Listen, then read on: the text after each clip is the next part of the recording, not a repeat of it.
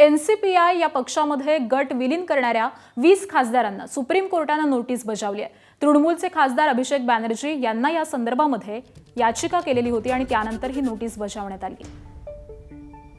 आणि या सगळ्या संदर्भामध्ये अपडेट देतात आमचे प्रतिनिधी सोमेश कोलगे। सोमेश, एनसीपीआय म्हणजे national citizen party of India या पक्षामध्ये तृणमूल काँग्रेसच्या 20 खासदारांनी विलीन होण्याचा निर्णय घेतलेला होता आणि या विरोधामध्ये तृणमूलचे खासदार आणि त्यांचे प्रमुख नेते अभिषेक बॅनर्जी यांनी सर्वोच्च न्यायालयामध्ये याचिका दाखल केलेली आहे। या याचिकेच्या अनुषंगाने आता सर्वोच्च न्यायालयाने 20 खासदारांना नोटीस जारी केली आहे। दरम्यान लोकसभा अध्यक्षांनी मात्र या प्रकरणात अजूनपर्यंत कार्यवाही पूर्ण केलेली नाही। विलिनीकरणाबाबतची हे 20 खासदार एनसीपीआय मध्ये विलीन होण्याची प्रक्रिया अजून सुरू आहे, त्यामुळे लोकसभा अध्यक्षांना नोटीस जारी केली जाऊ नये अशी विनंती सरकारी वकिलांनी केली आणि ती मान्य करण्यात आली आणि लोकसभा अध्यक्षांना नोटीस देण्यात आलेली नाही। बाकी 20 खासदारांना मात्र सर्वोच्च न्यायालयाकडून नोटीस जारी करण्यात आलेली आहे आणि या संदर्भात अभिषेक बॅनर्जींची मागणी आहे की पक्षांतर बंदी कायद्याअंतर्गत कारवाई झाली पाहिजे 20 खासदारांवर। 20 खासदार आपलं म्हणणं सर्वोच्च न्यायालयात मांडतील।